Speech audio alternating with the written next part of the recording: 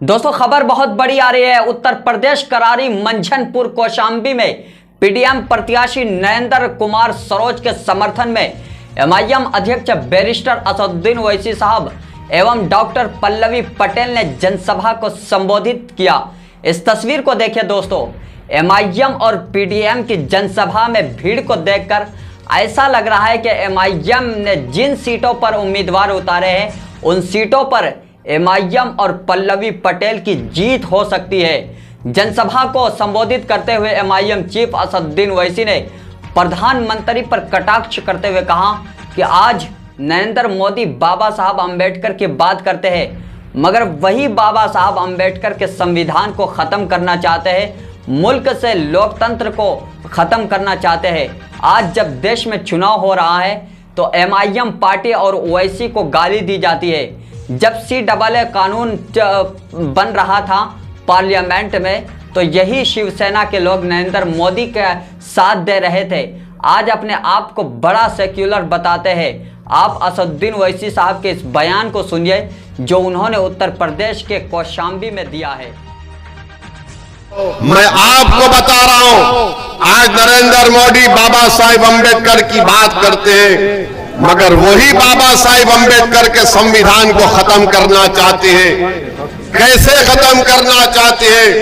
नरेंद्र मोदी की सरकार ने इकोनॉमिक वीकर सेक्शन के ऊपर 10% रिजर्वेशन दे रहे हैं। किसमें दे रहे हैं? तालीम में और रोजगार में। अब ये 10% में न दलित जा सकता है, इस 10% में न अदर बैकवर्ड क्लास के पिछड़ा लोग जा सकते हैं, और ये 10% सिर्फ अपर कास्ट लोगों के लिए मोदी ने किया।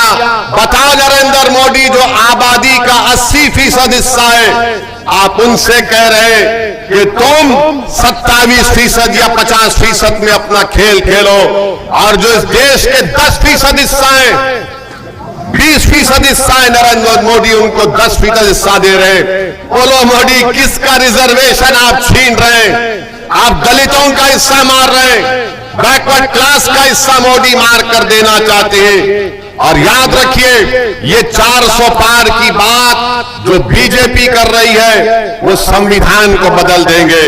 अगर आपको मेरी बात का यकीन नहीं है तो जाकर मेरी भाषण के बाद इंटरनेट पर देख लो, आसाम का मुख्यमंत्री क्या कह रहा है। आसाम का मुख्यमंत्री कह रहा है कि 400 दे दो, हम काशी मथुरा भी छीन लेंगे, हम पाकिस्तान से पीओके ले लेंगे। मोदी जी, 10 साल से आप क्या कर रहे थे? 10 साल से आप पीओके ले रहे थे, मगर आपने पीओके नहीं लिया, तो मालूम हुआ 10 साल से नरेंद्र मोदी सिर्फ चाय पी रहे थे और सो रहे थे। अब चुनाव आ गया तो मोदी कह रहे हैं कि पीओके ले लेंगे। मोदी जी, पीओके ले लीजिए ना। भारत की संसद में हमारे बुजुर्गों ने एक रेजोल्यूशन पास किया था कि वो भारत का हिस्सा है।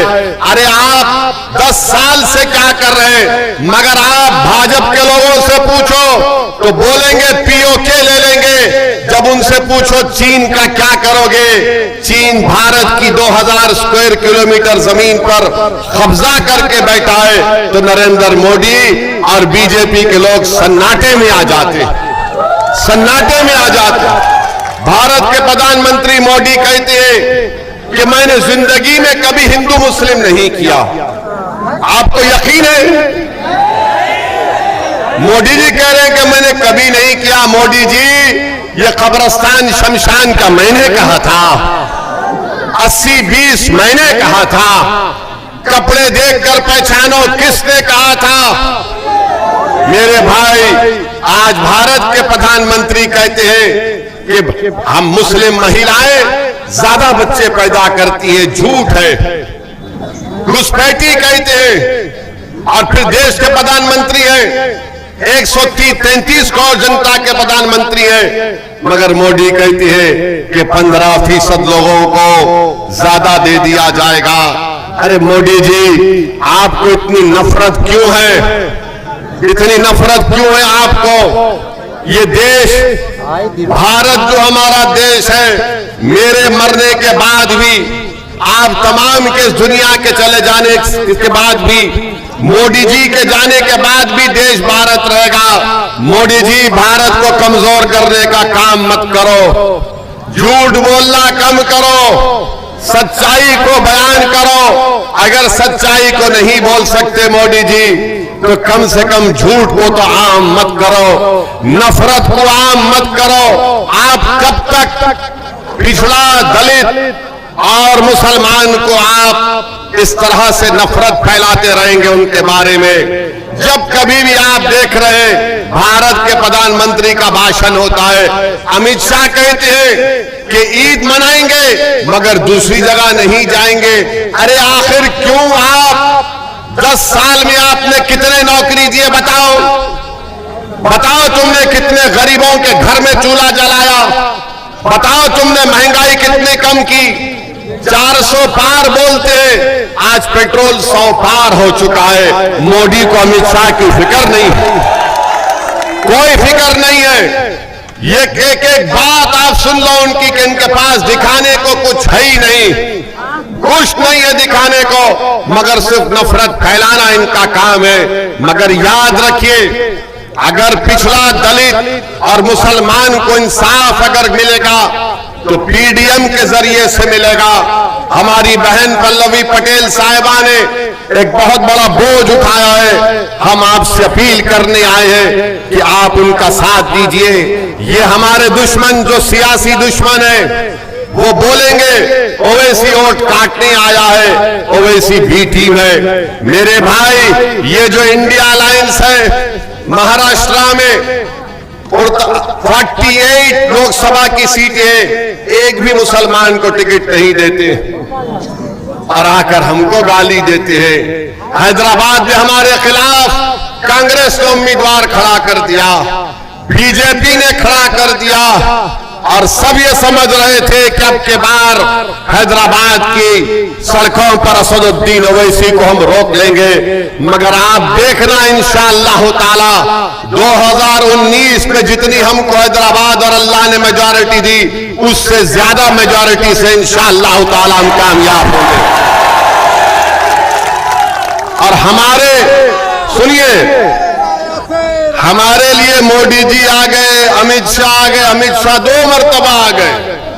अमित शाह साहब इतना पुकार कर कह रहे थे, हमको लग रहा था कि कहीं कुछ हो ना जाए उनको, कहीं कुछ हो ना जाए उनको। मगर बहरहाल मेरे भाई, आज आपसे एक ही गुजारिश है कि एक नई शुरुआत करिए, एक नया इनकलाब लिखिए। याद रखिए, अगर भारत की पार्लियामेंट में पिछड़ा, दलित और मुसलमान की नुमाइंदगी नहीं होगी तो फिर कौन आपकी आवाज बनेगा? कल अगर यूनिफॉर्म सिविल कोड का बिल आएगा, कल अगर यकसा सिविल कोड का बिल आएगा, तो क्या आप समझते हैं कि अखिलेश की पार्टी वाले कुछ बोलेंगे? अगर कल कोई ऐसा कानून लाया जाएगा जो प्लेसेस ऑफ वर्शिप एक्ट को खत्म करेगा, तो क्या भैया उठ के कुछ बोलेंगे? भैया तो सिर्फ यही बोलते हैं कि दरी बिछाओ और अपनी जवानी मुझ पर कुर्बान कर दो।